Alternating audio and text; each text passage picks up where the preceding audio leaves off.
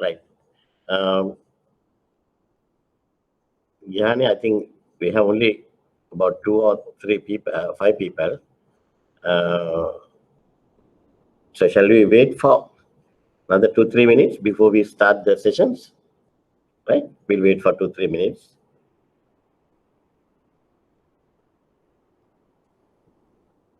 Till the others joining us, I'll introduce myself to you later. But can I know what are the areas you have covered? Have you done the forex sums?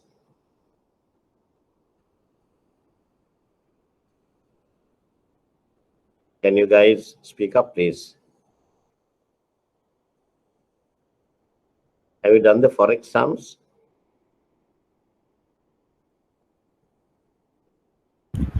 Hello. Today only I joined the class. Pardon? Today only I joined the class. Today only you joined the class. Yeah, today only I joined. The others, that is you, Gihani, yeah? This is Marsha. Amalsha. Yeah. The people who have done the classes throughout, can somebody tell me, have you done the forex sums and the facility sums?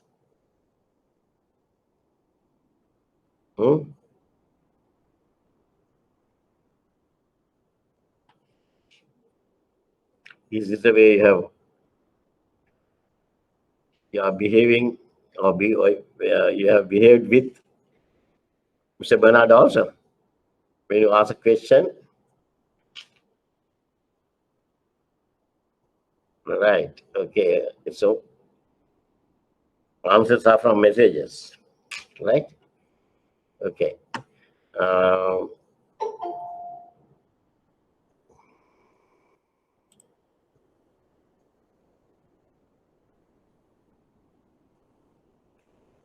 I think we have waited for 10 minutes.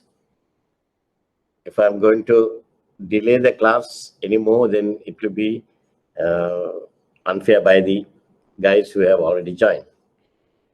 Therefore, is this a normal pattern? First 15 minutes, nobody coming to the classes? I don't know.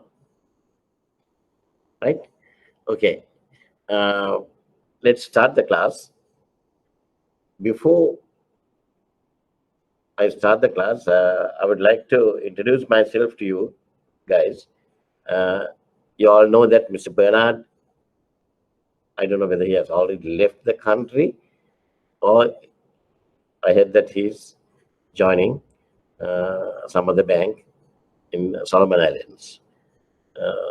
And he wanted me to take over the classes and continue the classes from where he has stopped. Right? Okay. I am Susantha Caldera. I think some of you may be knowing me, or most of you may be knowing me.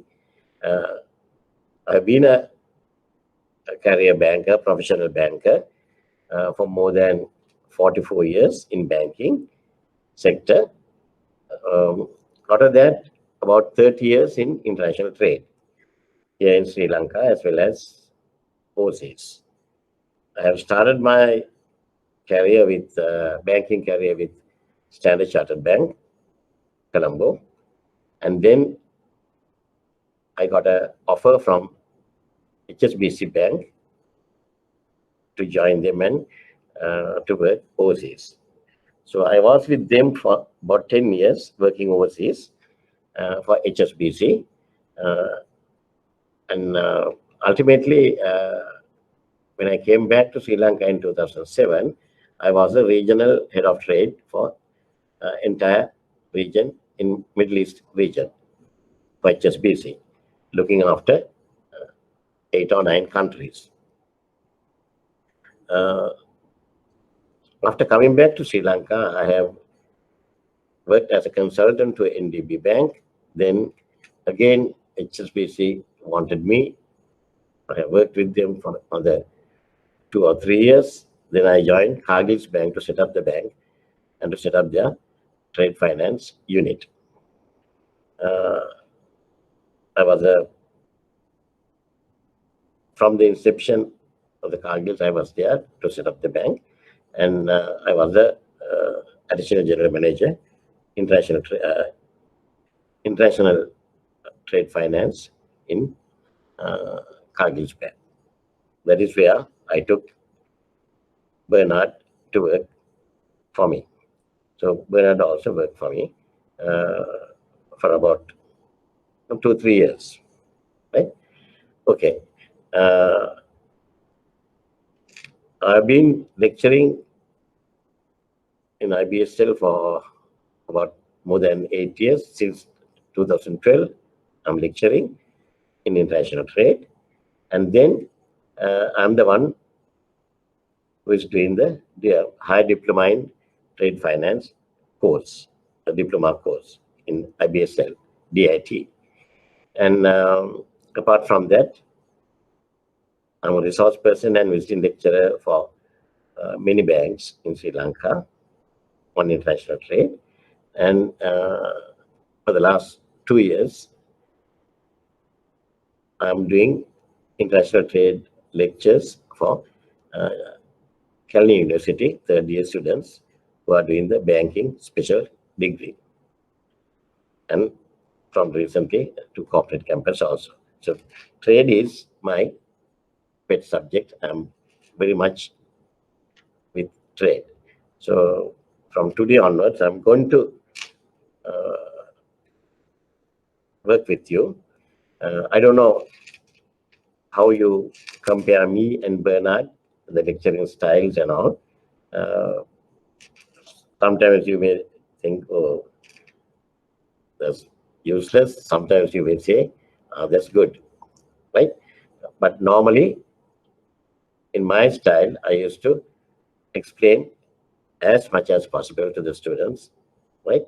So that they can understand, they can read and understand the subject. You guys are very lucky because since you are doing the exam in English medium, you have a lot of books to read. Unfortunately, the guys who are doing international trade in Sinhalese medium, you don't get that much of books to read. But anyway, uh,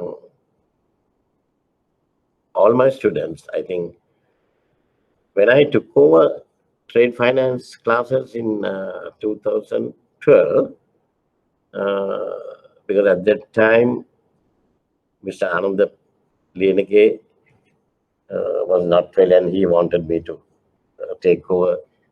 He was doing both Sinhalese and English both. So he wanted me to first take over the Sinhalese classes. He said he will do only the English classes. So from there onwards, I took the classes, and then when it comes to English classes, Mr. Bernard was good to do the English medium classes. When I first took over from Mr. Dienage, the pass rate was only 22% in trade. But I managed to increase it gradually, and last 3 years, my Sinhalese medium pass rates were 75% or 76%. I was maintaining that. I don't know what's happened to this time, because this time there's no way we can see how many people from my class got through, because these lectures can be shared by anybody, right? So anyway, I'm personally happy because from 22% pass rate, last 3 years, it was 75 or 76% throughout, right? So let's see how you people are going to fare, right? Uh, Only thing, when I'm doing the classes, my way of doing it may be a little bit different. I will be asking questions. When I ask a question, please answer, not typing. I would like to hear your voices, right? Because I want to have a dialogue. I don't want to teach deaf and dumb people, right? You all are bankers. So I would like to hear you. Uh, I would like to hear your voices and your uh, views, right? The best thing in international trade, if you want to get through international trade, best thing is to have a dialogue. If you have a good dialogue with your uh, resource persons, that's more than enough, right? So when I ask a question, please answer.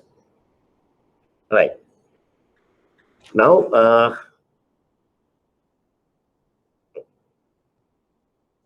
I was asked by Mr. Bernard to start with types of credit.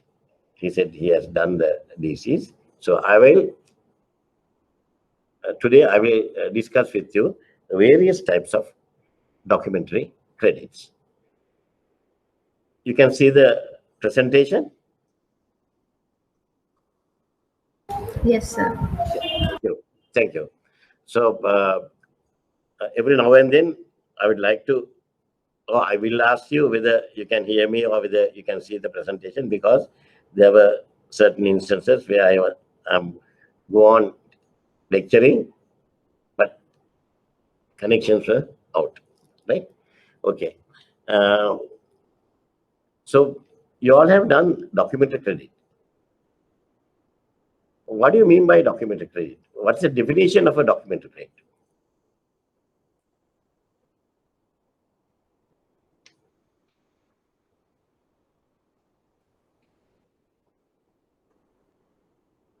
What's the documentary? What's the definition of a documented credit? You don't have to tell me the official manner.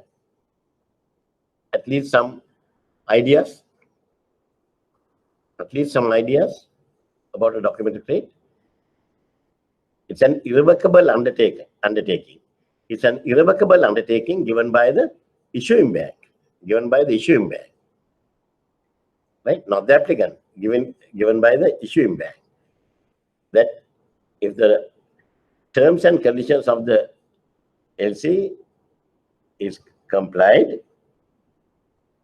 that issuing bank will pay the beneficiary. Issuing bank will pay the beneficiary. It's an irrevocable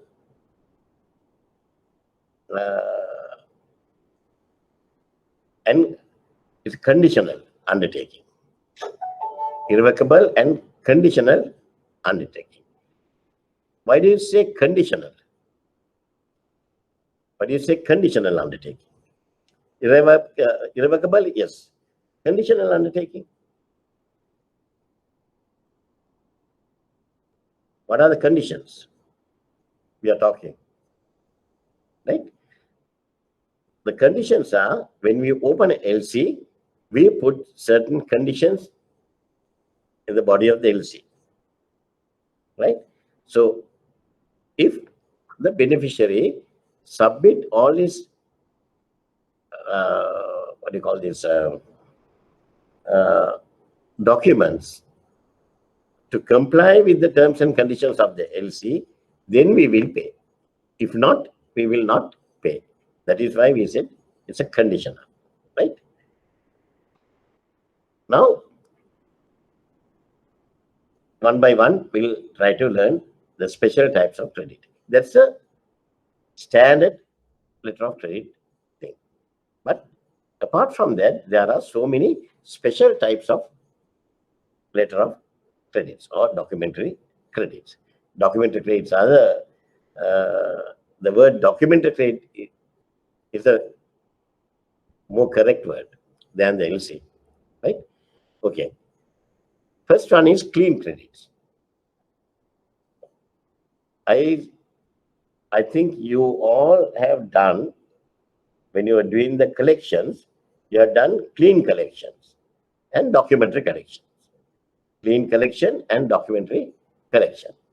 Now here we are talking about clean credits. Right? Now these clean credits are issued by a bank, and the seller may draw bills upon the banker without documentary support. Without documentary support. That is why we say clean credit. Right? Now the issuer is, we have the issuing bank, we open the LC.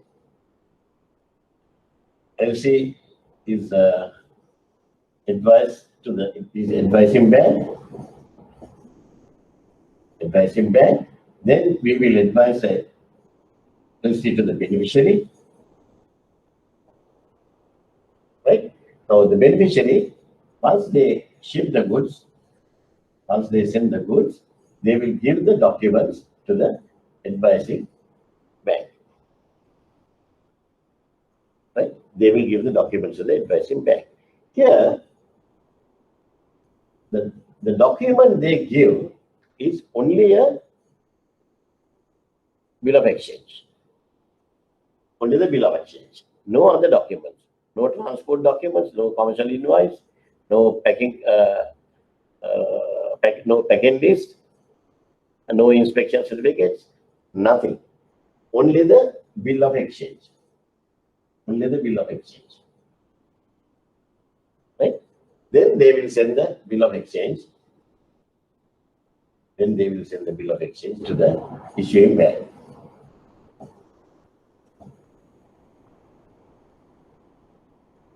You got it? Right? So once the issuing bank receives the bill of exchange, they will pay. Now here, there's nothing to check against any conditions. No document checking is needed, because what to check? Because they are not submitting any documents. They are asking only the bill of exchange. If the bill of exchange is properly drawn, finished. That's it. Then the issuing bank will pay. Right? Okay. But normally, this is very, very rare in operation. Right? Because the high risk. When we talk about the definition of LC, we say conditional undertaking. Conditional undertaking. Right? If the beneficiary has met the criteria under the DC conditions, then only they will be getting paid. Right? Here, nothing. So therefore, it's high risk. Because of that, clean credits are granted only to firms of the highest credit standing or against security, because high risk. Right? Any questions on that before I move on? Any questions on clean credits? Right. Then the second one is standby letter of credit. Standby letter of credit. Now, standby letter of credit is a documentary credit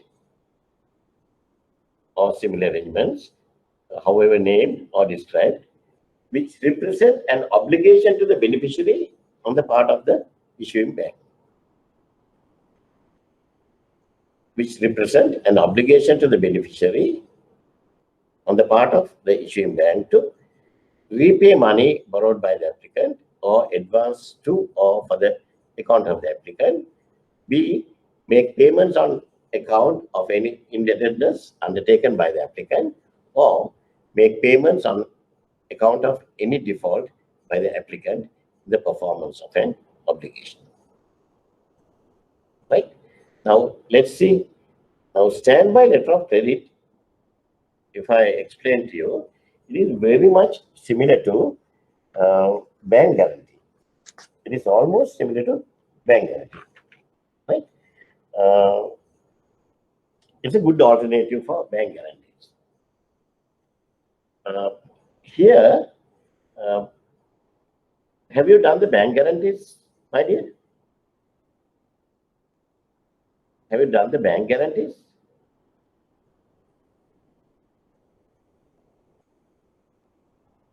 Bank guarantees කියලා තියෙනවද?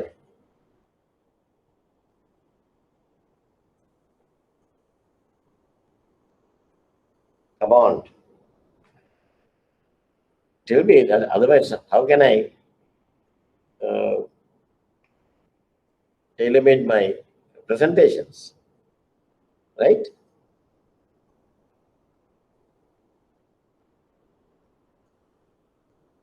Have you done bank guarantees? Yes or no?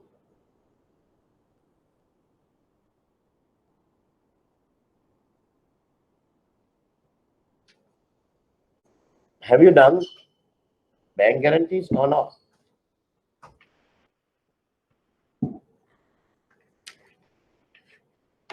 ෂා මට ළමයිට මට හම්බෙලා තියෙන්නේ. කොහෙන්ද ආවේ? Ratmalana ඩෙෆෙන්ඩම් school එක පැත්තෙන්ද? කොහෙන්ද? මාෂා? I am asking. Hello. Yes, sir. You have done. I'm sorry, sir. Today only I joined the class. Are there any guys who have joined the classes from the inception, just without wasting my time and the others' time? Can you tell me?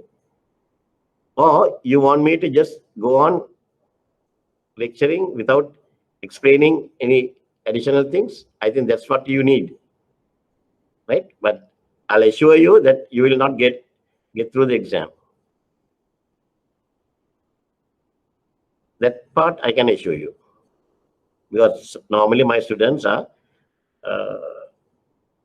always interacting with me, right? Whenever they can't understand something, they interact with me, right?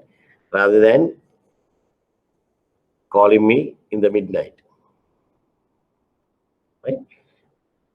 But if you are going to behave like this, well, I don't want to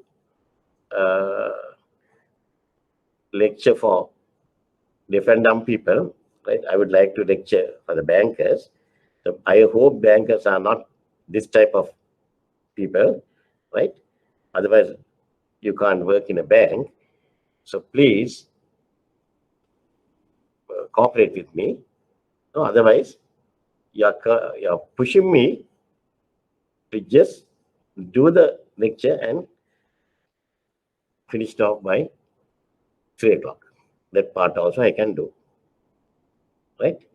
I think if you are not answering yes or no, I will go for the second option. I will just go through it, right? I was very disappointed in the first day itself how you people are reacting, right?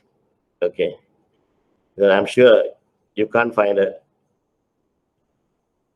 better person than me who loves students and who work with students to give the best, what do you call this,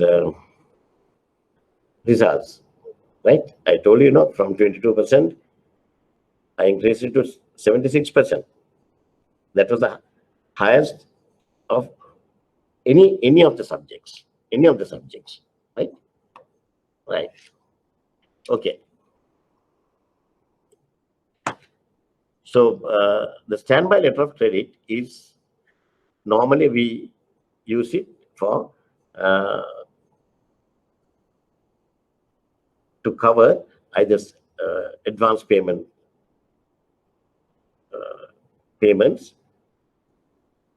or open account transactions, right?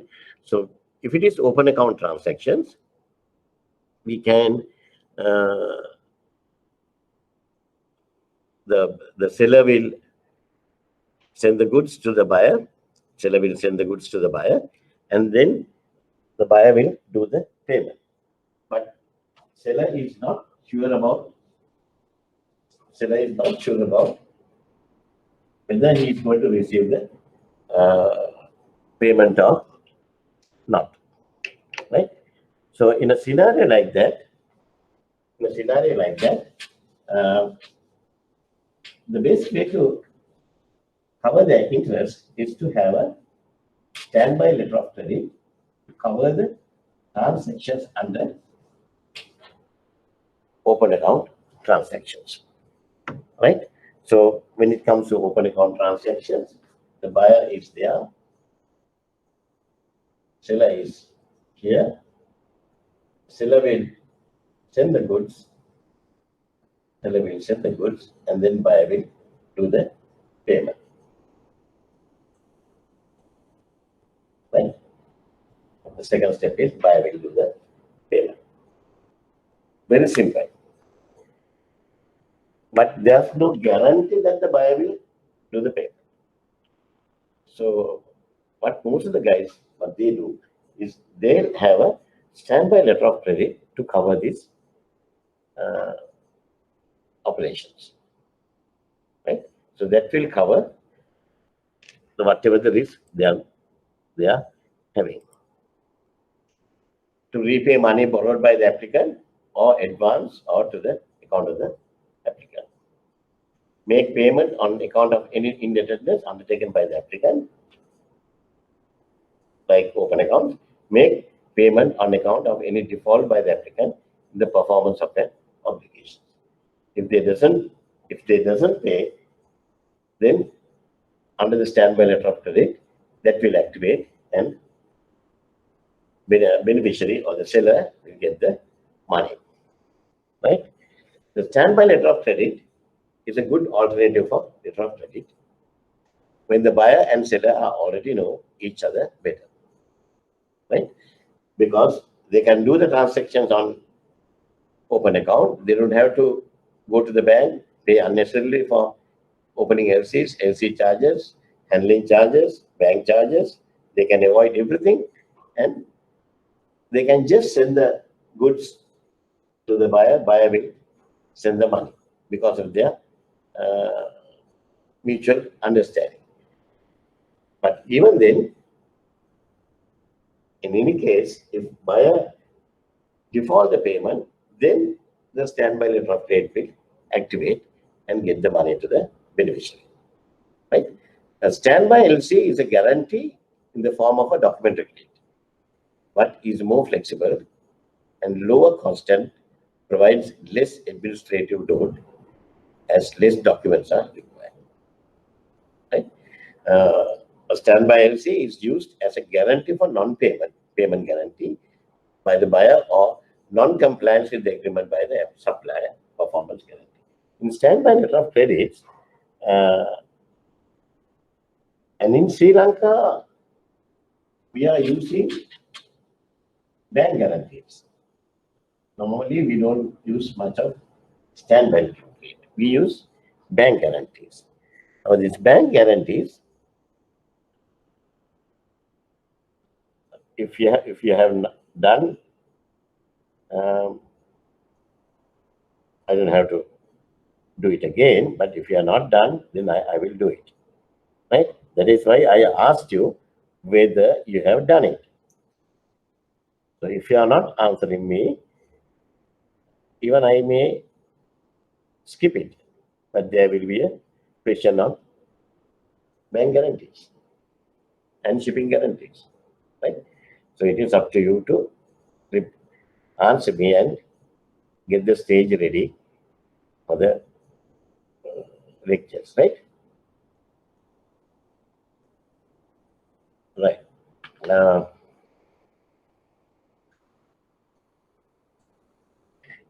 Because in some countries, especially in America, in Sri Lanka, according to our law, our commercial law, we recognize bank guarantees.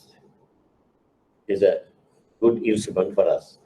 But in some countries, especially in America, the bank guarantees are not recognized. We don't have bank guarantees. Instead of that, they are having standby LCs. But basically, the same function, a similar function like a bank guarantee. Right? Standby letter of credit are commonly used as a form of guarantee by a parent company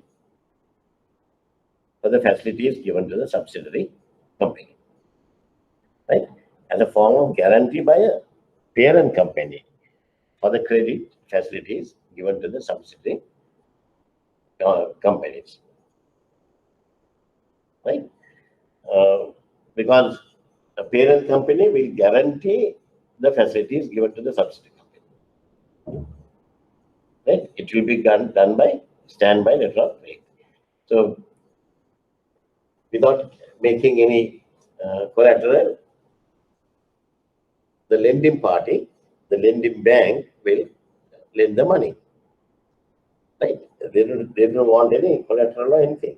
But in the case of a claim, then only the standby letter of credit will activate.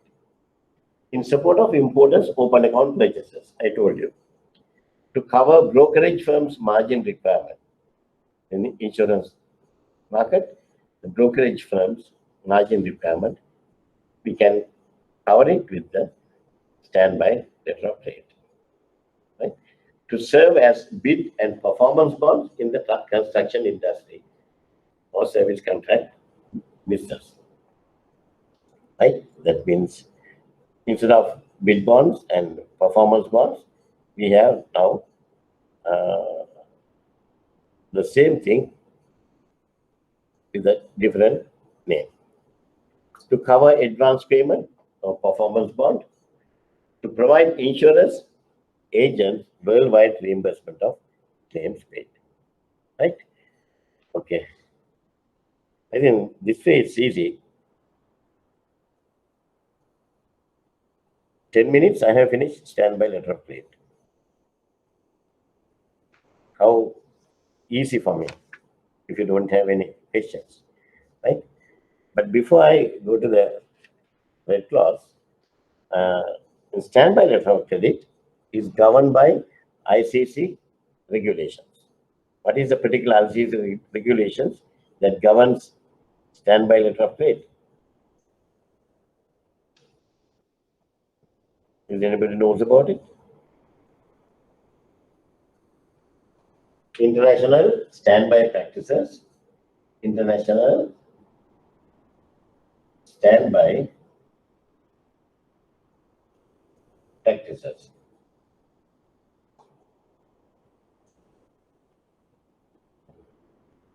We call it ISP 98. ISP 98. Right? This is the version covering standby letter of credit.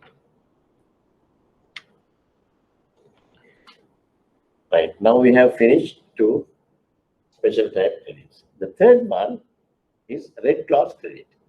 Red clause credit.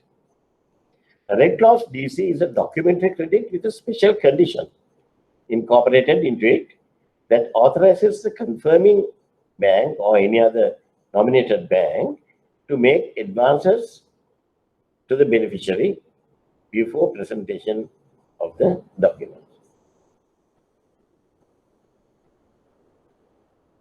Make advances to the beneficiary. Now, that is a very interesting story behind red clause LCs. Very interesting story behind red clause LCs. Why it is called red clause, and the other thing, how this is operated. Now, this was started a long time back in 1700, 1800, that era.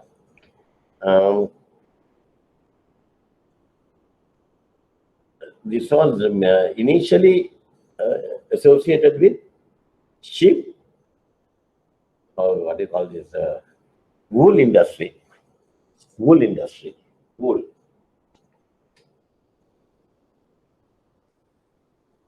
You know wool, right? Api wool labagan ne kaagende. ලෝම ලබා ගන්න අපි ඉස්කෝලේ යනකොට පොඩි කාලේ ඉගෙන ගත්තේ. 6 පන්ති 7 පන්ති. ජියෝග්‍රැෆි කරනකොට අපි ඉගෙන ගන්නවා. එහෙම නැත්නම් සෝෂල් ස්ටඩීස් කරනකොට අපි ඉගෙන ගන්නවා. මොන සතාගෙන්ද ඌල් වලට ලෝම ගන්නේ? From the sheep. Sheep. Sheep. We take this from sheep, right? So in 1700, 1800 era, the sheep farmers, I mean, they are the suppliers, and the buyers were big,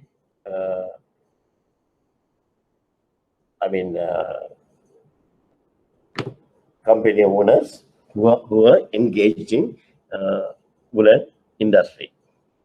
So what they do is they go and they open an LC. They open an LC, giving a condition, right, to the nominated bank, giving a conditions to the nominated bank to advance certain money to the beneficiary on a simple receipt. Right? Now, for example, if the LC is for LC value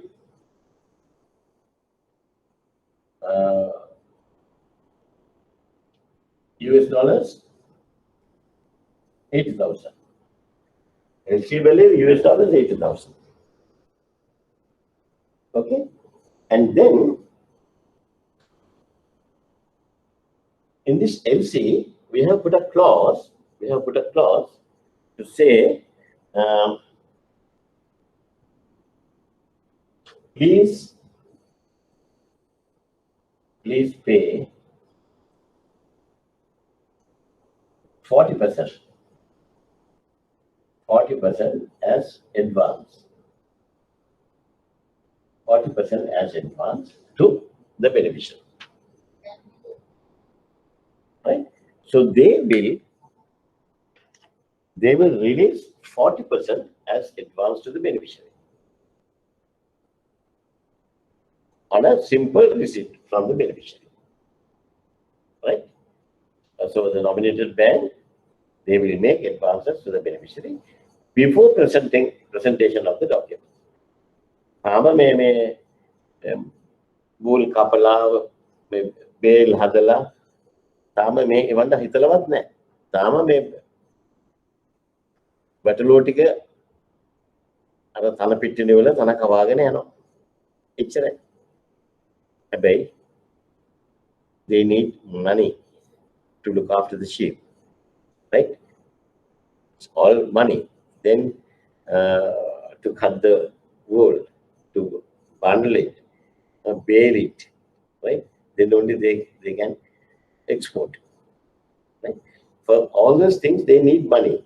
So the buyer is prepared to advance 40% of the LC value to the beneficiary through the nominated bank, right? The clause may require a receipt for the advance duly signed by the beneficiary, an undertaking from the beneficiary to utilize the funds to purchase and pack the material. That is very important. In that, it's a simple receipt. Even though it's a simple receipt, there is an undertaking from the beneficiary that they will utilize the funds to purchase and pack the material.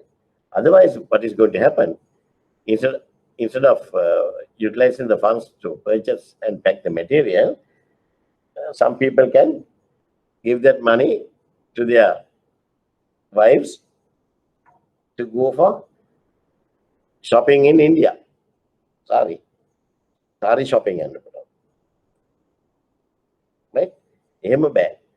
මේක අපි check කරලා ඔක බලන්න ඕන. right? whether they are using the funds to purchase and pack the material. An undertaking from the beneficiary to present the full set of documents as stipulated in the credit to the negotiation bank within the expiry of the credit. Right? Once everything is done, it's undertaking from the beneficiary to present the full set of documents as stipulated in the credit to the negotiating bank. Right? Before the expiry date of the LC. Right? Now I have covered 3 types. The 4th type is revolving documentary credit. Revolving documentary credit. Have we done this thing earlier? Revolving documentary credit?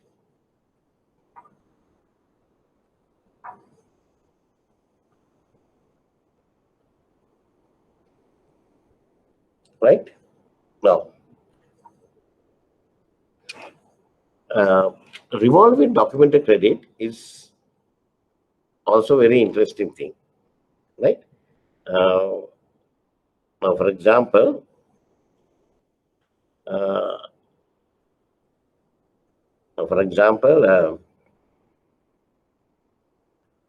if you say one manufacturer, he's manufacturing certain product, and for that to manufacture that product, he needs certain raw materials on a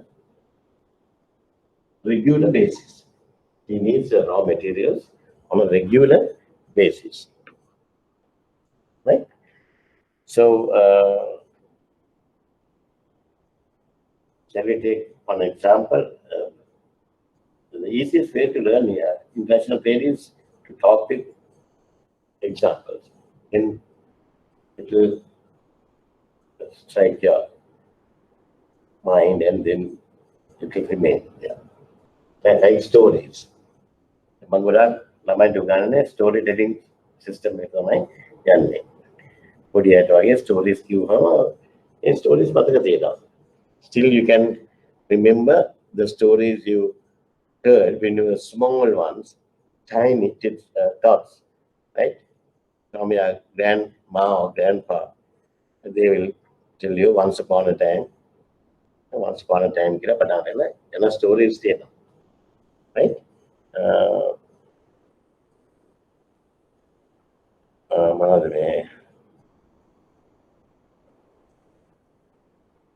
The Sleeping Beauty and Seven Dwarf කියලා අපි කිව්වොත් ඒව මතකයි තාම. ඒව අපිට තාම මතකයි. ඒව ස්ටෝරීස් ඉඳලා අපි ආසෙන් අහන්නේ. මේ documentary credit, revolving credit, clean credit, UCP 600 Article 29, Article 30 මලාට මතක තියෙන්නේ. Those are everybody hate, right? So that is why I'm trying to teach you in a more storytelling methods. Then you don't have to study hard, right? Take a story away. Now, for example, this is a live example I can tell you. This happened when I was with Harvey's band, right? Those days, this 3-coin beer factory was owned by Cargill's. They took over 3 coins. And then they had some German guys who were managing the operations. Right? The Germans are the best in beer trade in the world. And those they one day,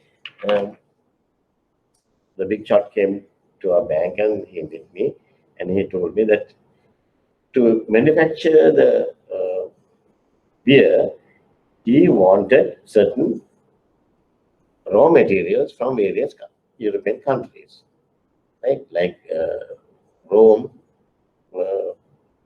Belgium, right?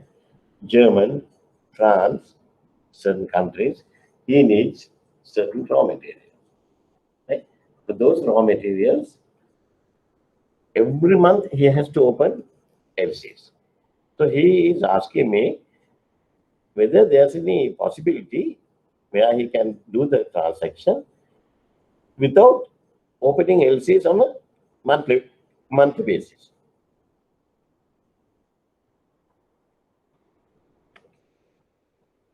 Because when you open LCs on a monthly basis, every time when you open, you have to pay LC charges and it's expensive, right?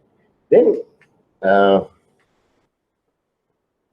then I told him, yes, you can open a revolving LC and get down whatever the stuff you need on a regular basis, right?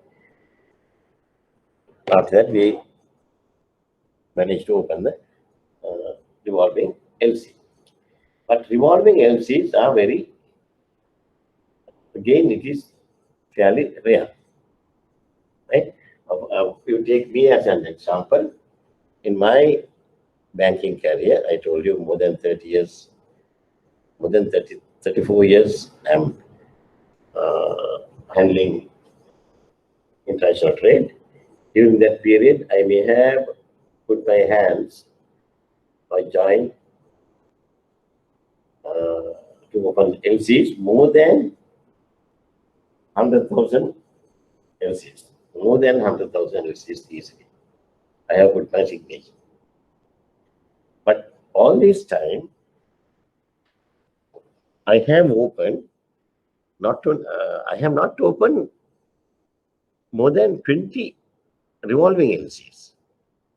More than 20 revolving LCs. Even though this is a good option, the banks are reluctant to open revolving LCs. Banks are reluctant to open revolving LCs, right? The reason is there are certain operational hiccups. So that is why they prefer the easy way out. They prefer the easy way out, right? Okay. Now tell me, we'll discuss how this revolving LC is operating,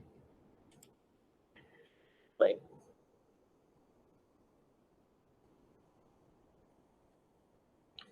These revolving LCs can be renewed or reinstated with a specific amendment to the DC or without having an amendment. I'm going to explain to you, right? And the other thing is revolving document rate may be revocable or irrevocable, and may revolve in relation to time or value. To time or value, right? Revolving LCs are used between buyers and sellers who have a long-standing trading relationship and experience in the shipment of the goods described in the trade. Right? When they have a long-standing relationship, they will entertain. Right? The amount available on the credit to be reinstated, usually without specific amendment.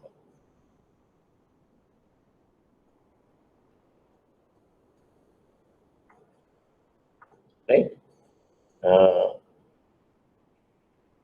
The amount available on the credit to be reinstated, usually without any specific amendment. Okay. Banks issuing revolving credits should specifically exclude the provisions of the Article 32 of UCP 600. That is very important. If you are opening a standby letter of credit, then you have to exclude uh, Article 32 of UCP 600. Article 32 of UCP 600. Right?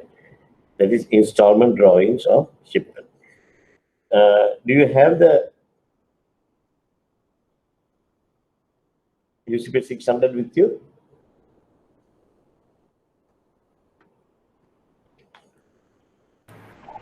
Yes, sir. I have the print out. Right. So can you open Article 32? Yes.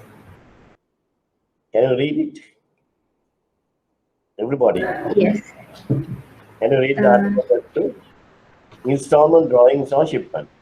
If a drawing on shipment by installments within given period is stipulated in the credit, and any installment is not drawn or shipped within the period allowed for that installment, the credit ceases to be available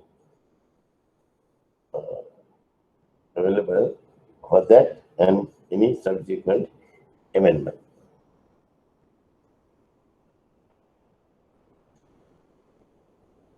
Right? This is something like this. Installment drawings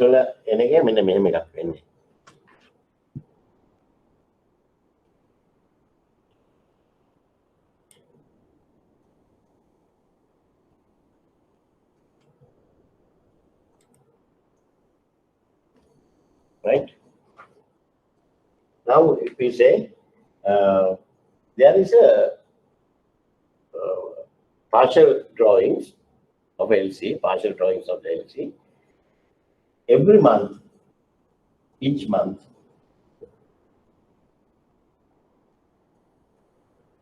there are specific shipments to be sent, right? Month.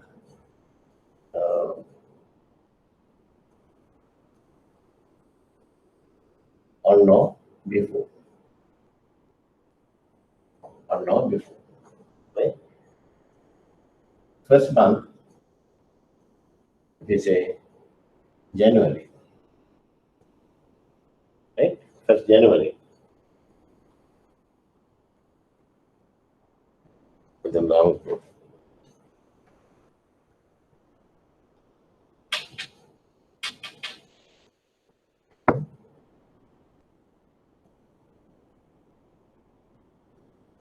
Okay, units down. Right? You have to get 100 units. You have to get 100 units on January 1st. The shipment date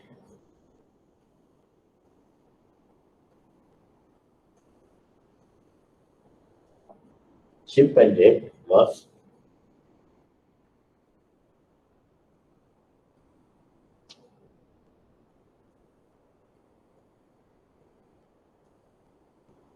January. Actual shipment date was 29th January. Right? The second shipment was 20th February.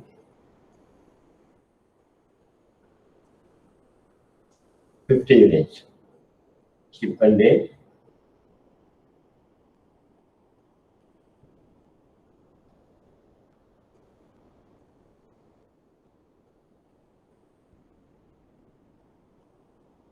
first March.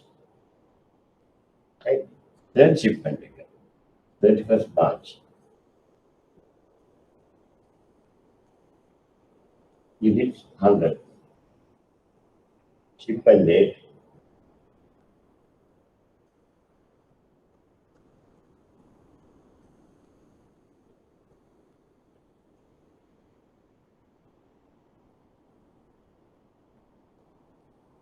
right? Right.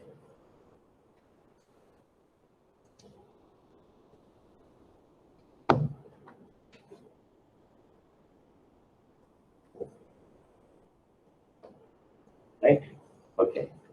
Now tell me, out of this one, the first partial drawing, it has to be done before 31st Jan, 100 units.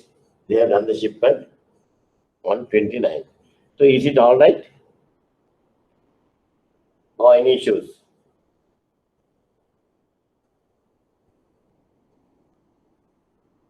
All right. All right. Second one, 20th February, 50 units. Shipment date, 1st March. Is it all right? No. No.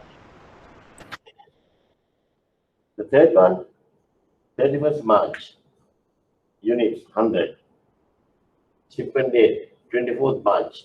Is it all right?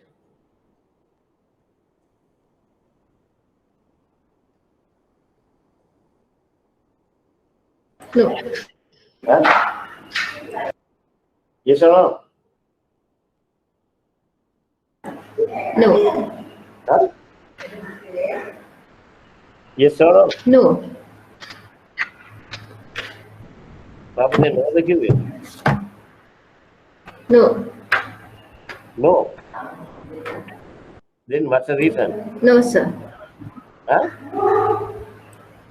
Yes or no?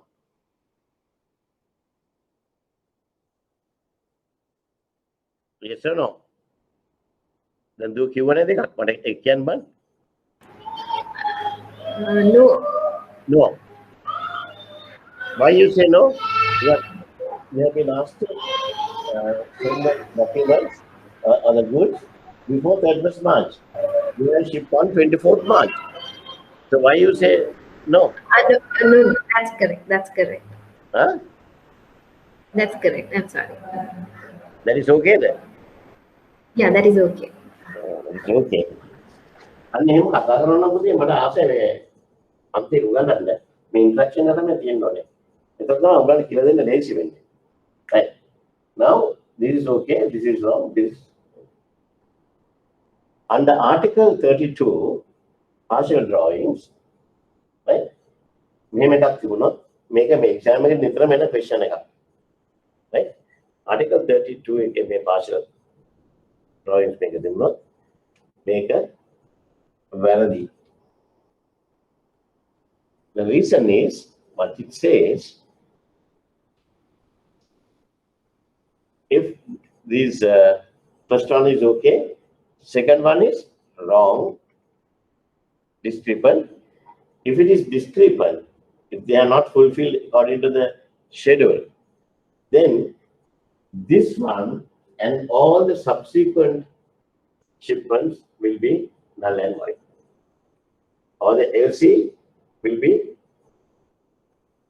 ceased. LC will be ceased. Right? The LC can cancel it.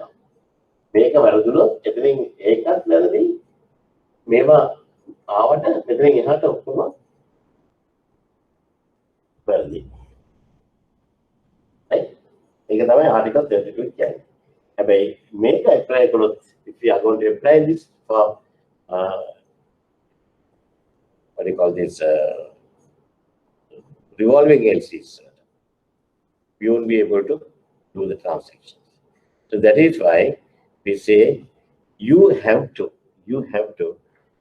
say when you're opening revolving LCs, you have to say what do you call this UCP 600 Article 32 excluded. You have to mention that UCP 600 Article 32 excluded, right? Okay.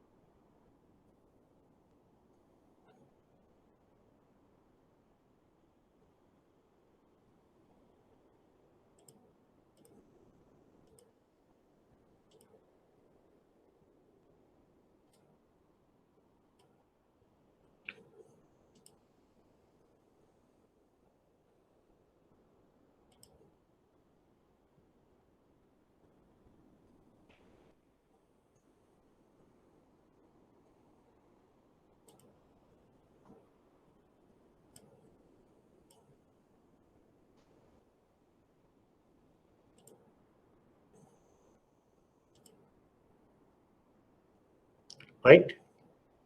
Can you see the screen? Yes, sir. Yes, okay, fine. That is why we have to say banks issuing revolving credits should specifically exclude the provisions of Article 32 of UCP 600. Right? In the Mona LCK condition negative. There are two methods of reinstatement or revolving credits. There are two methods of reinstatement of revolving credit. One is upon time, other one is upon value. One is upon time, other one is upon value. Right? Now, I will explain to you.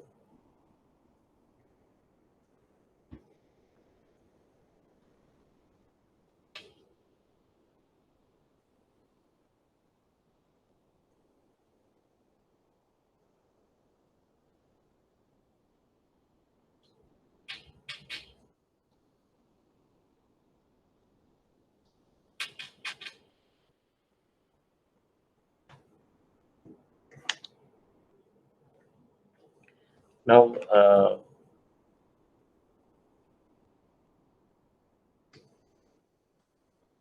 coming at a local, we are not going to make it a pin.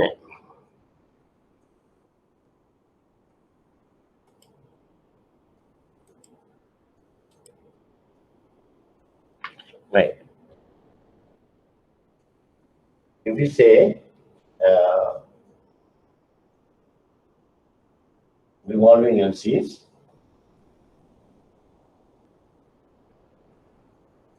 revolving DCs, we can segregate into two sections. One is upon time.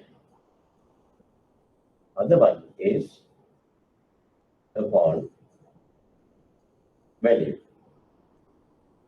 One is upon time, other one is upon value. If it is upon time, then there's another segregation. Either it can be cumulative or non-cumulative.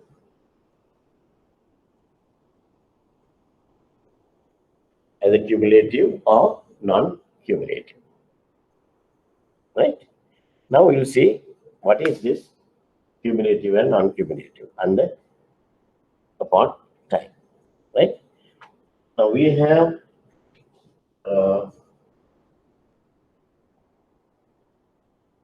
upon time. This is a month. Right? Number of units.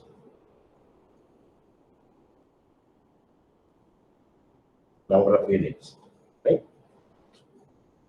First month, second month, third month, fourth month, fifth month, like this.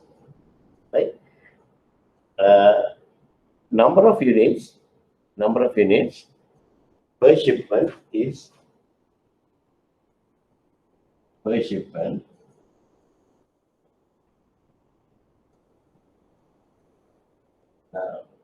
1,000 units.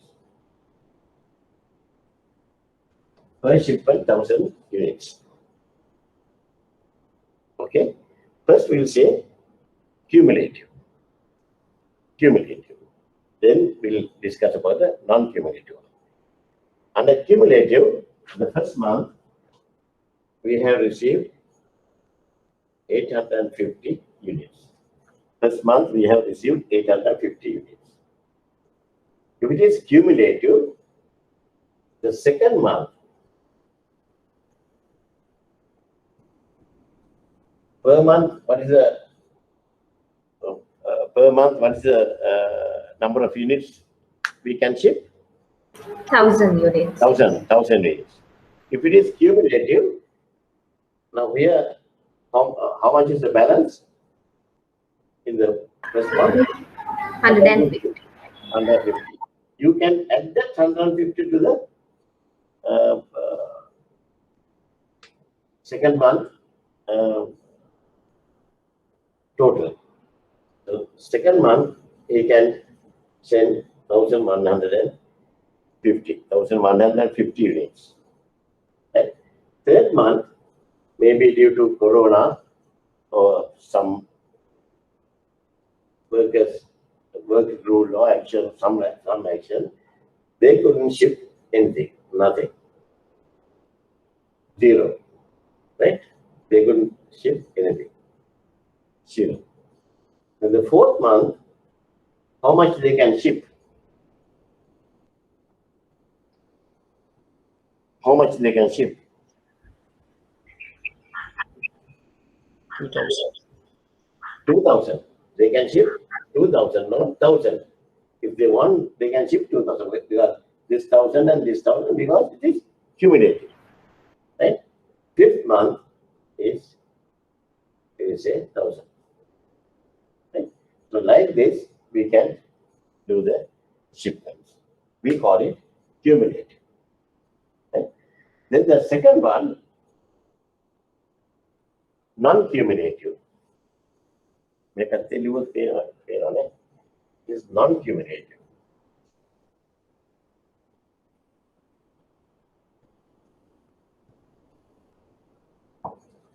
This is cumulative.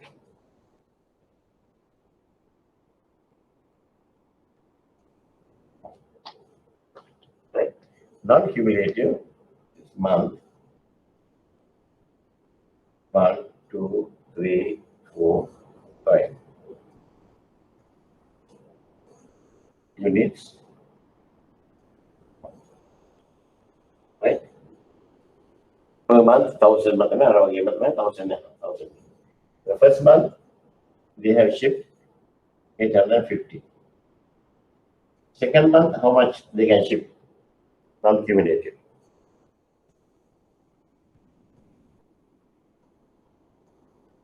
Second month, 1,000. only 1,000. They can ship only 1,000. Third month, due to Corona or something, no shipment. Fourth month, how much? Fourth month, how much? 1,000. 1,000. 2,000 never made. 5,000. Fifth month, 1,000. Right? This is cumulative and non-cumulative. තේරෙන්නේ නැත්නම් මම අහන්නද?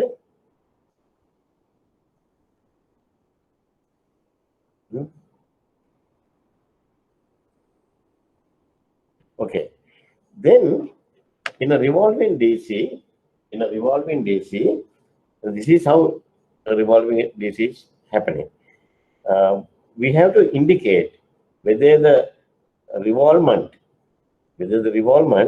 are automatic or not. Revolvement are automatic or not. Right? May revolvement say, oh, automatic. If it is automatic, no need for the further amendment from the issuing bank. Right? If the revolving is automatic, the potential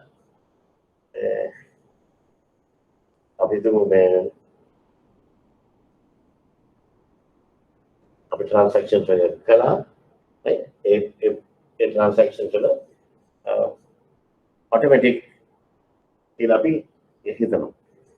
automatic done every time when we receive the shipment, we don't have to send a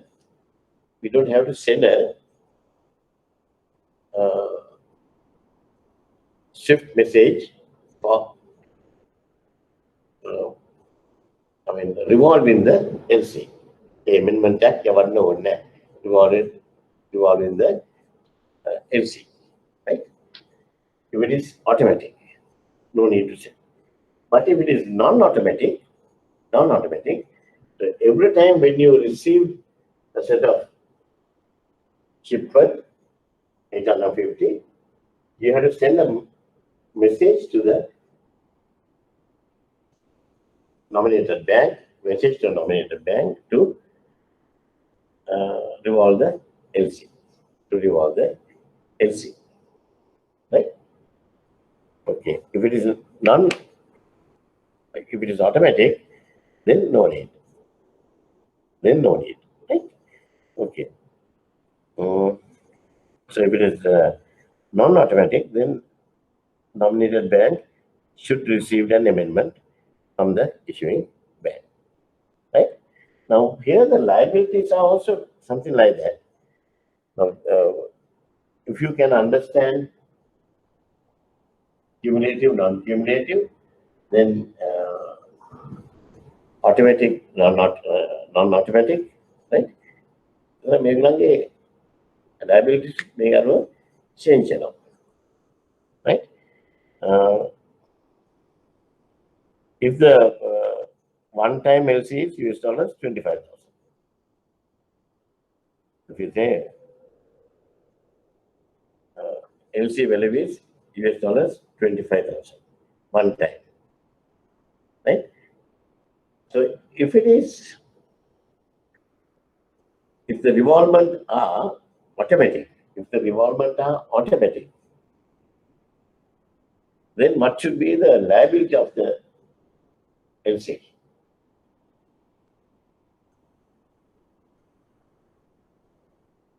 What is the liability of the LC? Right? That is value at 25,000. Non-automatic. So we don't have to send a message every time when we receive goods, right? It is automatically get revolved for the second month, third month, like that, right? So if the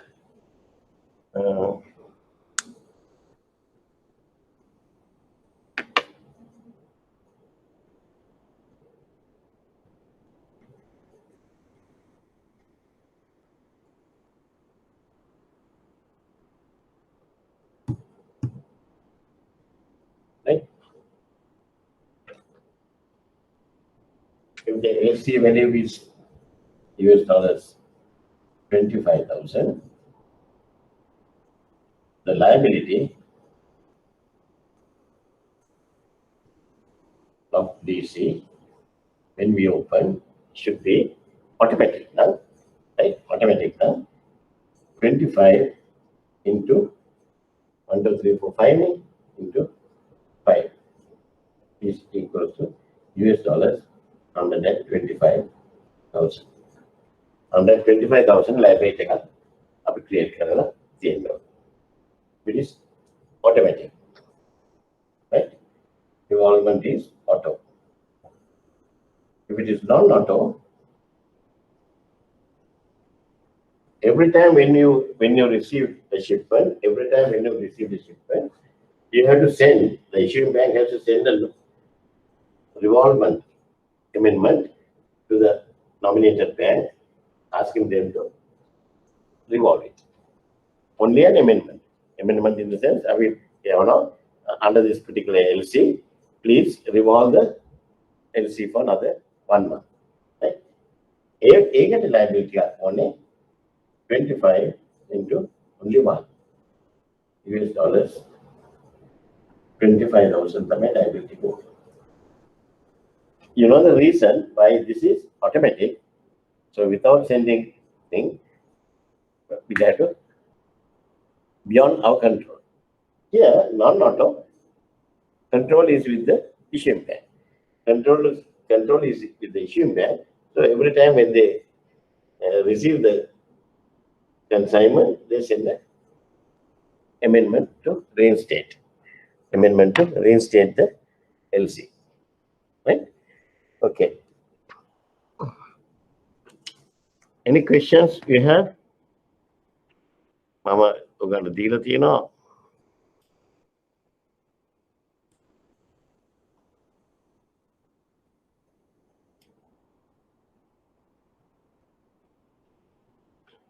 Mama, the notes D03. You can read it, right? But I have explained everything to you in detail, right? I have explained everything to you in detail. Control of operational risk in revolving LCs. That's very big operational risk. That is why I said, even in my career, I have not opened more than 20 kilo. We try to reduce as much as possible, right? Because the controls are very risky, right? Because issuing bank should ensure that the honor or negotiation should be restricted to a nominated bank. Again, අපි restrict කරන්න එක nominated bank එක. එහෙම නැත්නම් nobody is going to have any control, right? Revolvement of amounts remains under control of issuing bank, right? Okay.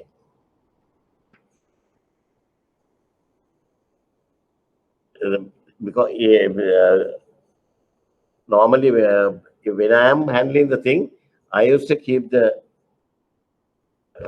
documents under my control.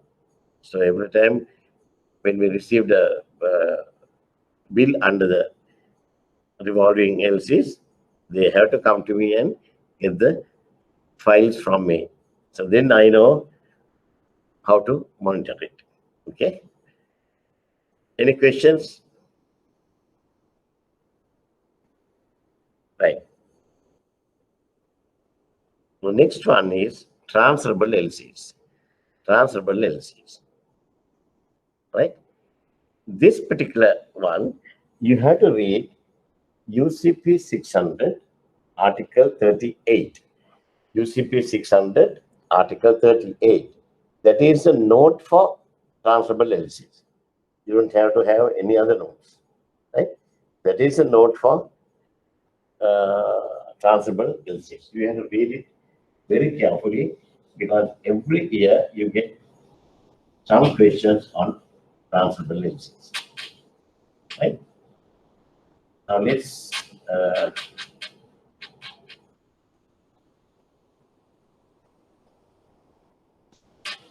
I will explain to you the transferable LCs, and then you can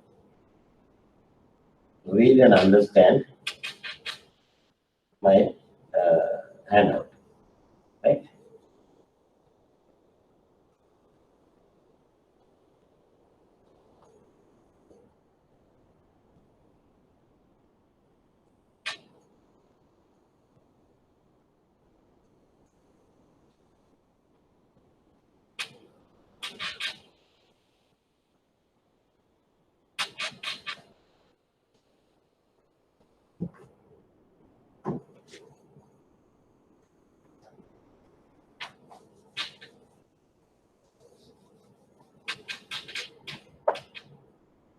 Right. A transferable letter of credit is an irrevocable DC designated as transferable. When we open the LCs, uh, we do it under MT 700. When we issue LCs, we transmit it under Swift MT 700 format. Right? There, we don't, unless it is transferable LCs, we just say irrevocable documentary credit. Irrevocable documentary credit. Right? But if it is transferable LC, you have to say irrevocable, transferable documentary credit. Irrevocable, transferable documentary credit. Very important, right? Now, when you read the Article 38, Article 38,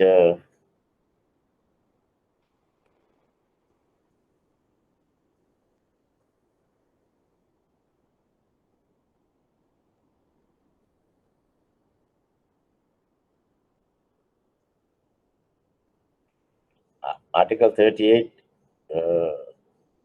B, for the purpose of this article, transferable means a credit that specially,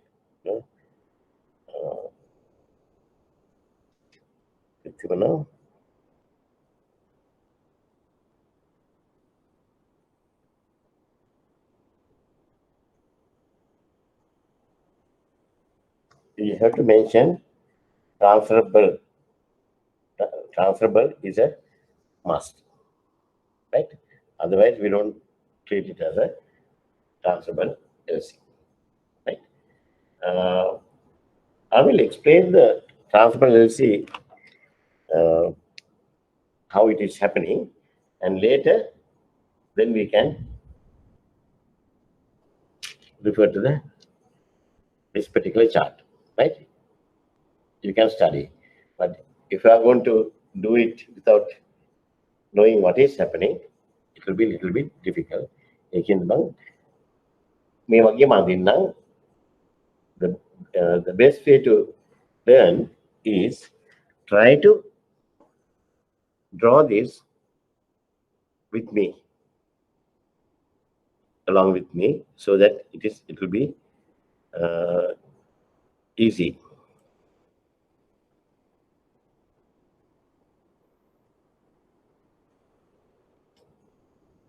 Right.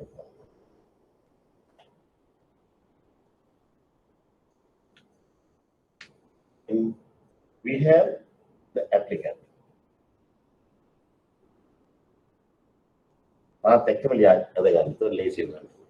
Applicant. Right? Then we have issuing bank.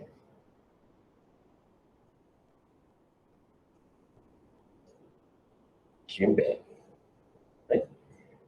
In a transferable LC, we have a middleman.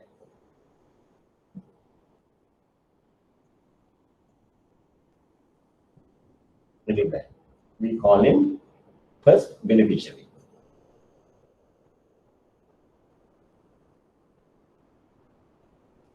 First beneficiary.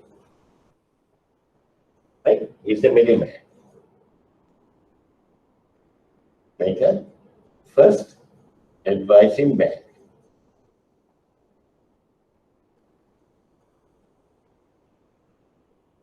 First advising bank. Right? Then comes the second beneficiary.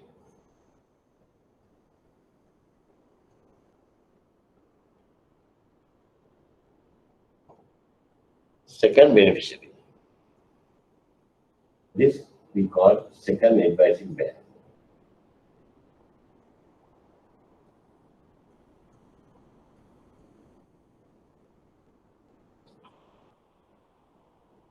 Okay, right.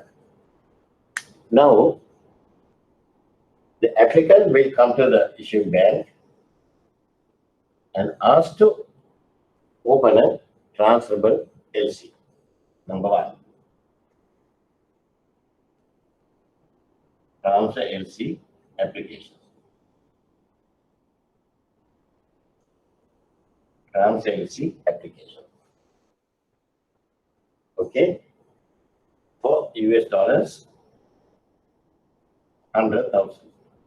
You say US dollars 100,000. Right? Then, based on this application, issue bank will open the LC for transfer LC for US dollars 100,000. US dollars 100,000. And then advise to the first advising bank. Make an empty 700. Empty 700. Right? Then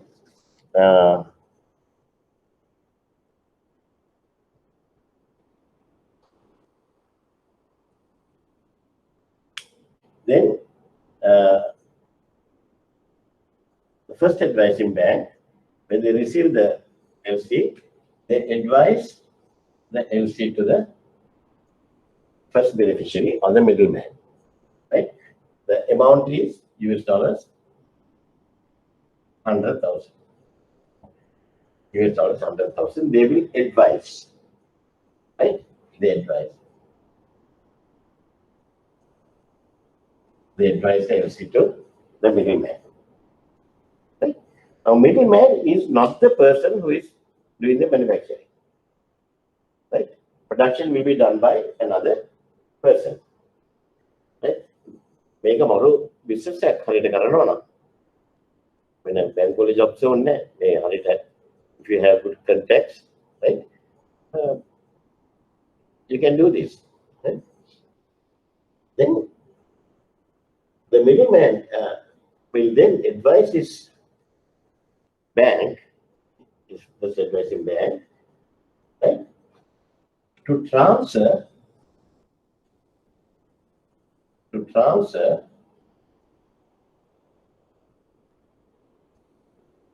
full LC for a lesser amount. Transfer the full LC for a lesser amount. US dollars 80,000. By number of units, same number of units, right? But the amount they have reduced, right? If I want to say US dollars 100,000 or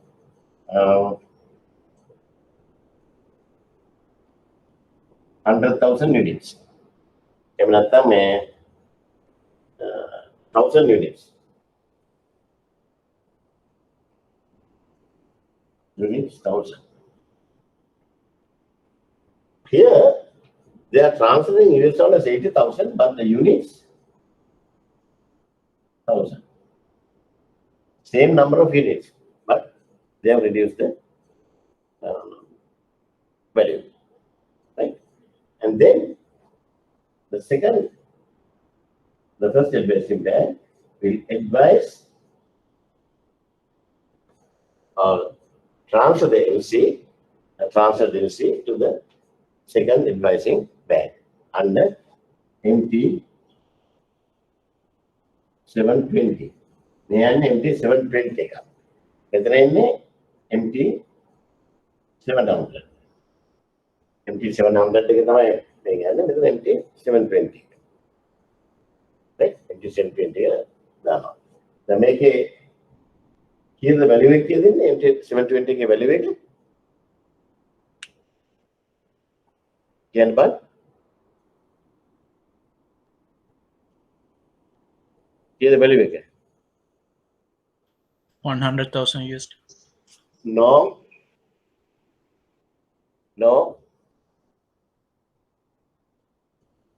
Make it 80,000. Now within the value reduced same number of units, but the value has been reduced. May the difference may profit again. Without doing anything, he will earn a profit. Right? MT 720 value again. Make a value again. Value US dollars 80,000. Units 1,000. 1,000 units per annum. Right? When they received second advising bank, they will advise LC to the second beneficiary. Now, what is the value of this one? We put numbers 1. This is 2. This is 3. This is 4. This is 5. Now 6. Right? Now what's the value we advise to the second beneficiary? Value of the LC.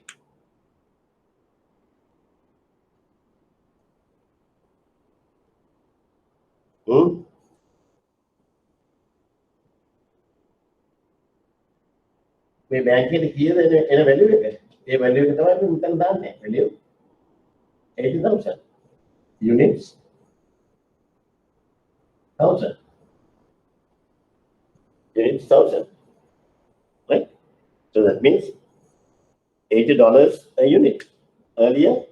Originally he has got it for $100 per unit. $100 per unit. $80 per unit. So these people will manufacture and ship the goods direct to the applicant. Goods. Number 7. Ship the goods direct to the applicant and give the documents give the documents to his second advising bank. What should be the value of the documents? What should be the value of the documents? 80,000. US dollars 80,000. US dollars 80,000. Right? Units or units 1,000. Right. Now, the second advising bank or the second beneficiaries bank, now they will send the documents what they have received, they will check and they will send the documents to the first advising bank. They will send the documents to the first advising bank. Make a utter.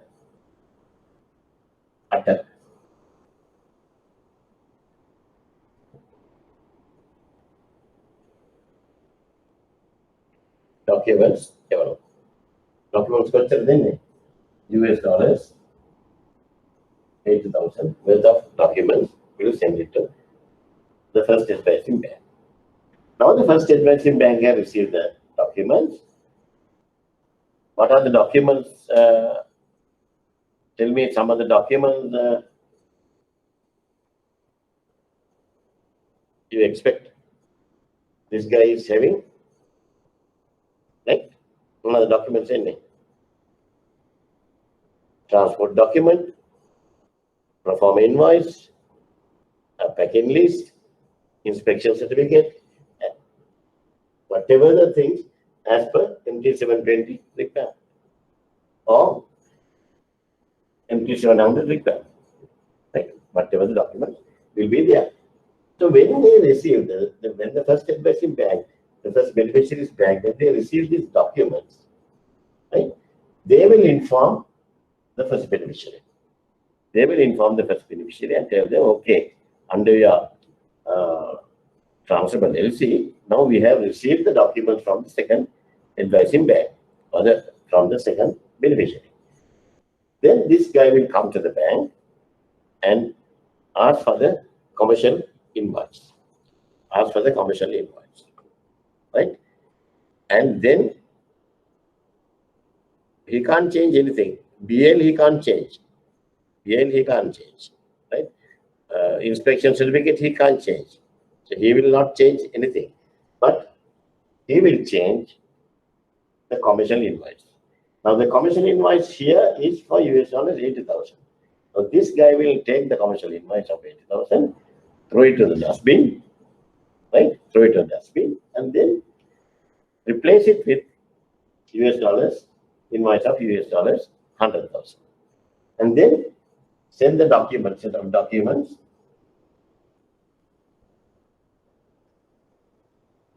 Then in the documents go children, US dollars 100,000. And then the change the 80,000 documents and take them and then the 100,000. Is it clear for you? Can you please explain the ninth one again? Pardon? Can you please explain the last one again, the ninth one? The ninth The one. document. Yeah. Now, when the first advising bank, when they receive the documents from second advising bank, right? The condition under this transferable NC is they will they have to inform the first beneficiary. They have to inform the first beneficiary and ask them, okay, now we have received the documents, transferable NC documents for $80,000, right? Then the guy will come to the bank, first beneficiary, and replace the invoice of 80,000 invoice with his new invoice of 100,000. Because when he is sending the documents to this issuing bank, they have issued the LC for US dollars 100,000, so they should receive the claim for US dollars 100,000. You got it? Simple as that. Yes. Right? And then once they receive the documents, issuing bank, they will check the documents, and if the documents are compliant with the terms and conditions of the LC, then they will they will, applicant will pay US dollars 100,000 and they will release the documents. Make it the higher, make it equal. Right? Then with the documents, with the VA, applicant will go to the port and clear the goods. Then this guy, the issuing bank, will send the money to the first advising bank, that is 12 US dollars, 100,000 US dollars, 100,000 money, they will send it to the first advising bank. Right? මම මේක මාත් එක්කම ලියන්නේ කියලා කිව්වේ දැන් ලියන්න පටන් ගත්තොත් ලියන්න බෑ. This is like a cobweb. Right? You can't do it. Okay. With me, you have to do it, otherwise it is difficult. Right.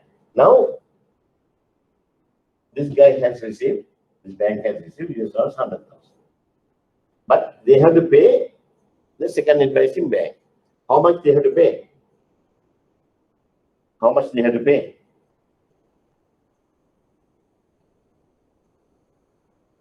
How much they have to pay the second advising? 80,000. 80,000. They have to pay 80,000.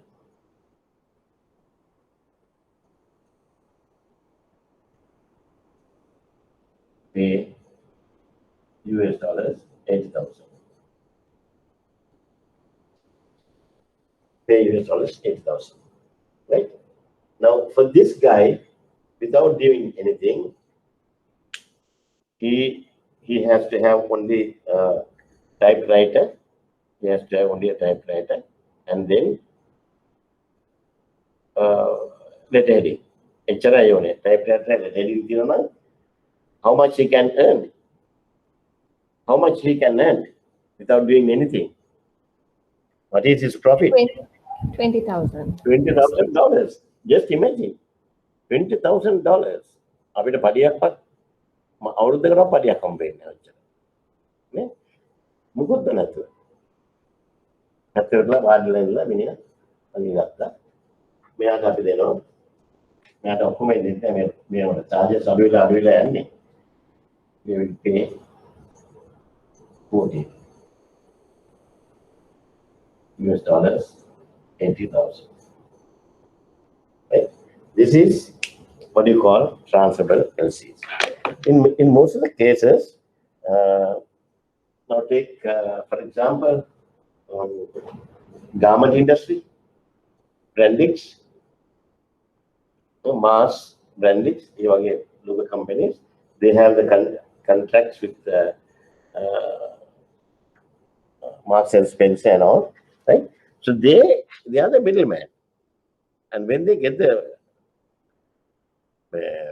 order, they will transfer it to the actual manufacturers, who is located in somewhere in Kisamaharama or Ketirava or Kurunagara, Pannala, right?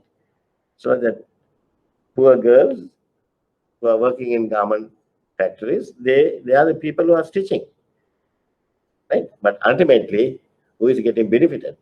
The middleman, without doing anything, right? Now you understand how it is operating.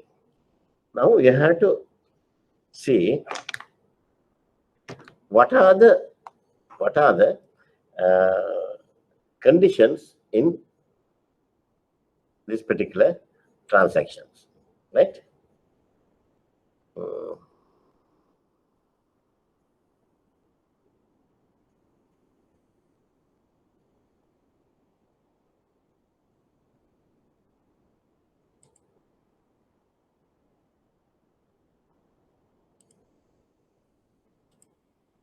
Right.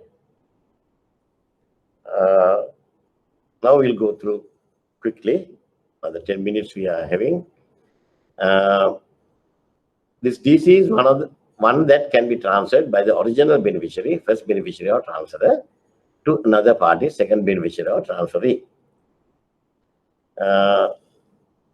The second beneficiary is not allowed to transfer to another or third beneficiary. That's very important. The second beneficiary, once we transfer the original LC to the second beneficiary, he cannot transfer to a third beneficiary. But the first beneficiary can transfer it to so many second beneficiaries. So many second beneficiaries. Factories to the හතරකට දෙන්න පුළුවන්. කඩ අර 1000 units අපිට කඩන්න පුළුවන්. එක factory එකට 200 units, තව factory එකට 300 units. Like that we can give. But that should be from the first beneficiary to any number of second beneficiaries. But the second beneficiary can't transfer it to a third beneficiary. Okay? All these things, it is there in the Article 38. When we meet next week, before we meet, you have to go through the entire Article 38. You have to go through the entire Article 38, right? This is transferable LCA diagram. Bit difficult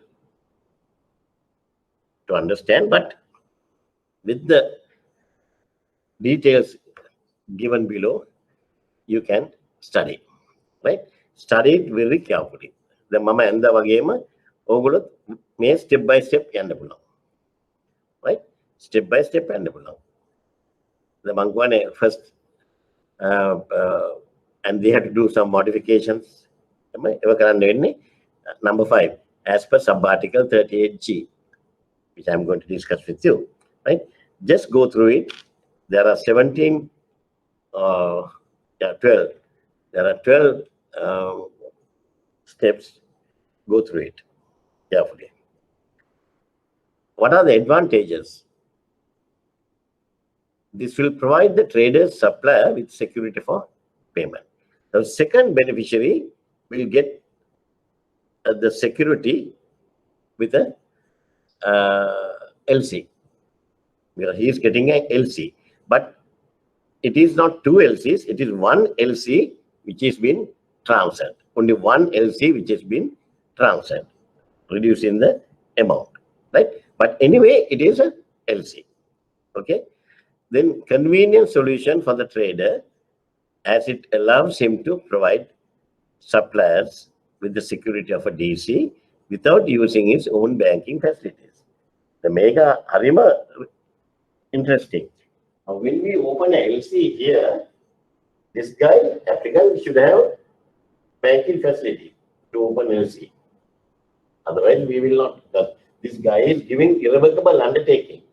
The issuing bank is giving irrevocable undertaking to pay. If the bank is giving an irrevocable undertaking, before giving that, they want to ensure that they are fully secure. So they are asking for collateral from the applicant. But here, we are just transferring the LC. We are just transferring the LC. So the first advising bank doesn't ask for any collateral. The reason is we put a make a name where Lila there, article like we put a practical part, right? We put a condition here. We put a condition here. What are the condition? Upon receipt of funds from the original issuing bank, we will pay you. These guys know that this is a transferable LC. With the word transferable LC, they know it has been transferred. Condition upon receipt of funds from the issuing bank, we will pay you. Otherwise, entire UCP 600 concept has gone for 6 million.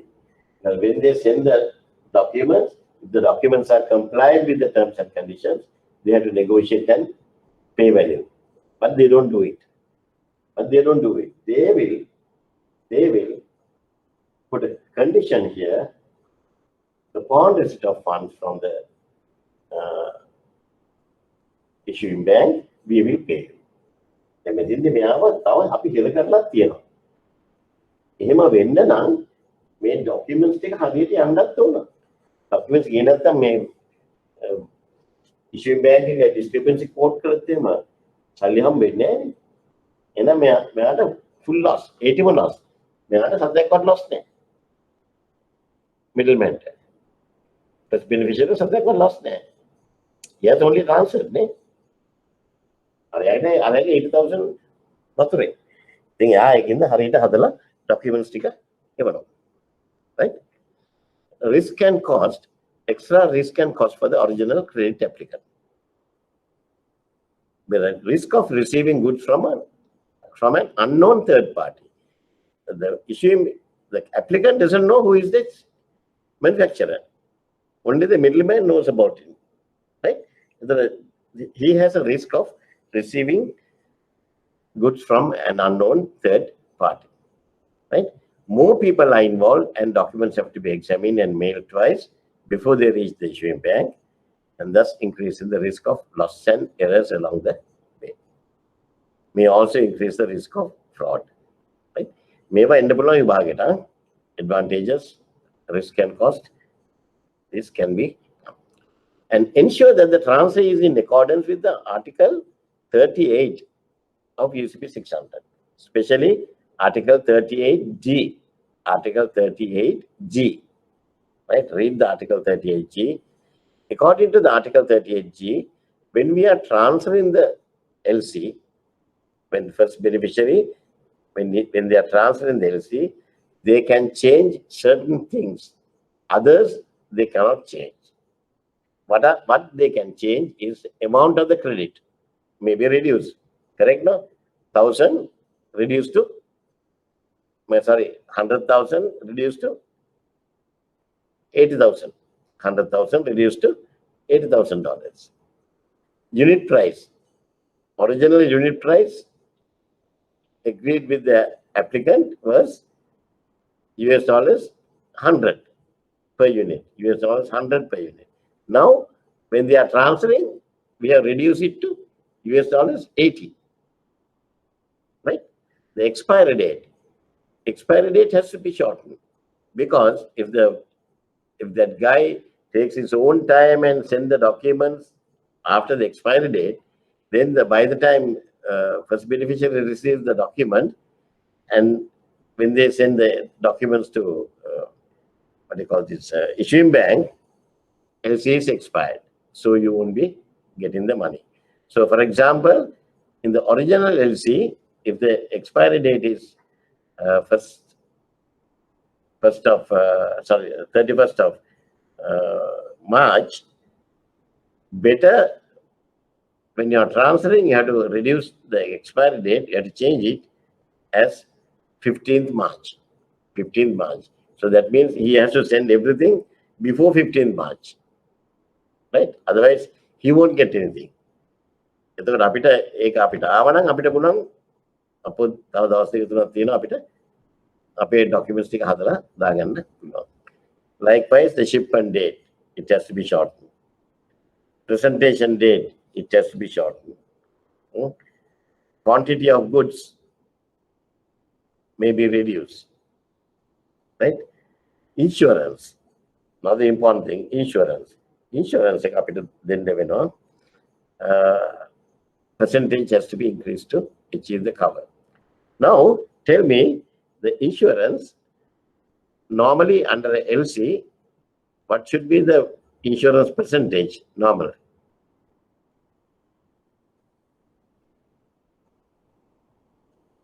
%, 200%, 150%, 180%, 110%. මොකද්ද? මොකද්ද අපි දාන්නේ? සාමාන්‍යයෙන් අපි ඉල්ලන්නේ ඔය කරලා නැද්ද? ඔය කරන්න ඕන මේ වෙනකොට. මගේ ළමයි නම් දන්නවා. right? මම මේක ගියේ සුමානේ මගේ සිංහල ක්ලාස් එකකලා තමයි පට ගාලා උත්තර දෙනවා. අපි normally insurance ඉල්ලන්නේ කොච්චරද? 110%. 110% තමයි අපි ඉන්ෂුරන්ස් එකක් ඉල්ලන්නේ. හැබැයි මේකෙදි percentage එක වැඩි වෙන්න ඕන. 110% වලට වැඩි වෙනවා. I'll tell you why.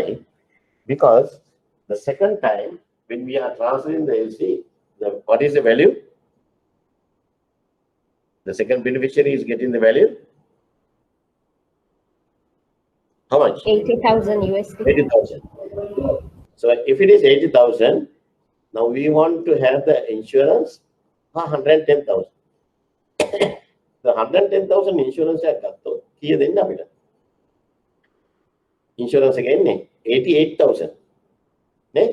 80 වලින් 110,000 කියන්නේ 88,000. 88,000 insurance එක. මෙහෙට insurance ගන්න බෑ. මෙතෙන්ද insurance එක ගන්නවා.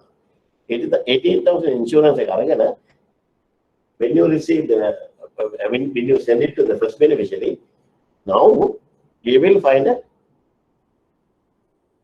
problem. There's a problem for him because he is going to switch the commercial invoice to 100,000. 100,000 වලට නම් ඒක 110% කියන්නේ 110,000. But you will get the insurance for only 88,000. When it goes to issuing bank, they will quote it as a discrepancy. They will not get the money. So because of that, you have to ask this when you are transferring under MT 720, MT 720 එකේදී තමයි මේ ඔක්කොම change වෙන්නේ. මේ ඔක්කොම change වෙන්නේ MT 720 එකේදී. MT 720 එකේදී කියනවා insurance should be taken for 140%. 140% of the LC value. එතකොට 80,000 වලින් 140% comes to about 112,000 උතර කියනවා. අන්න එතකොට යන්තම් cover වෙනවා. Right? Or issues now, right? Key elements of the Article 38 of UCP 600. Please go through it, right? Article 38G, කටපාඩම් කරන්න ඕන.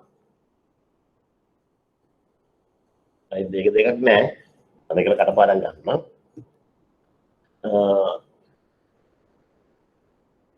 මේ ඔක්කොම දේවල් මම මේක කියලා තියෙනවා.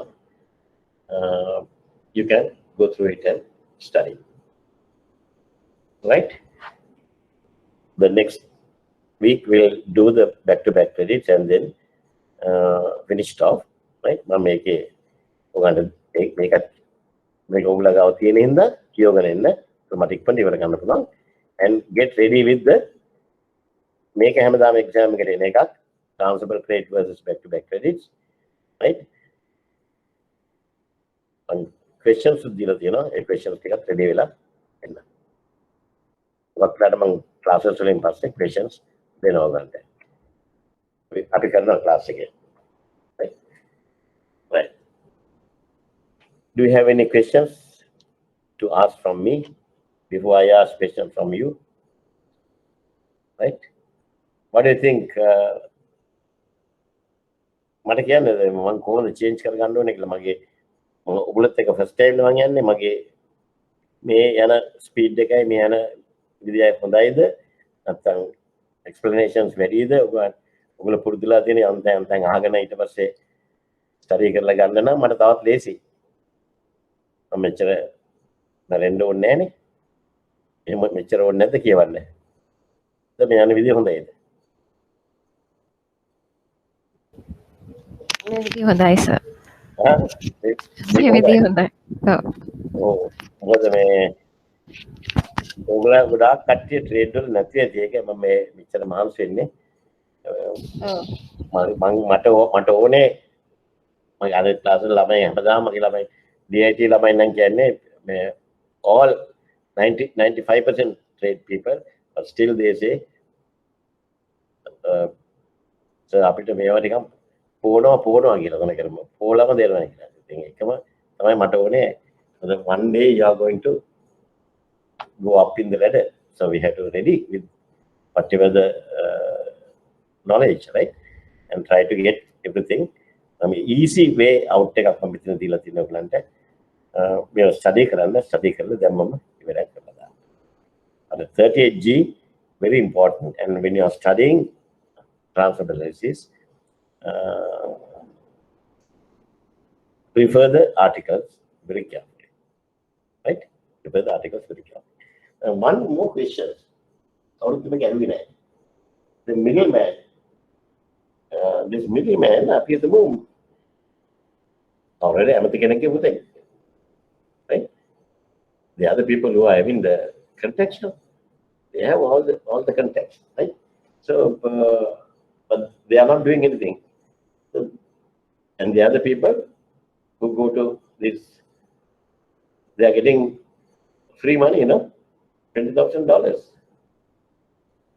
Poor people are suffering, but this guy is getting 20,000. So the other people who go to these nightclubs and spend money and throw money, right? They have money. Like, suppose if by the time when he receives the documents, from the second advising bank, this guy is missing. He has he has started a problem with some other parties. Then go see Arangila Singapore බේද්දික දාන්න මම නංගන් කියන්නේ අපරණ system පුරවන යන්න පුළුවන් නම් කතාවේ. එතකොට දැන් උන්න he is not there to replace the documents. He is not there to replace the document. Then what we are going to do?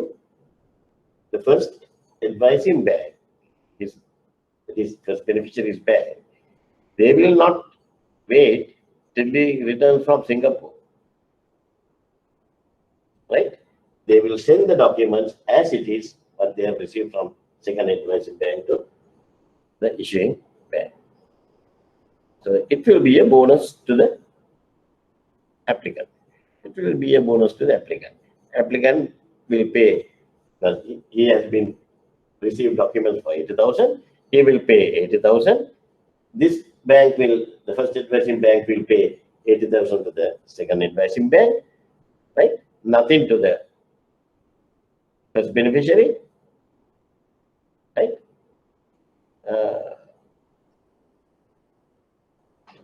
All the parties are happy except for the first beneficiary. Bonus for the applicant, right?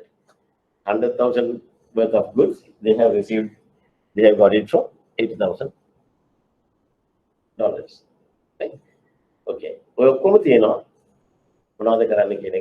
Article 38, right? Read it. Okay, fine. Thank you very much. We'll meet next week and discuss the other back to back, and then we'll move on to some other topic. Okay, fine. Okay.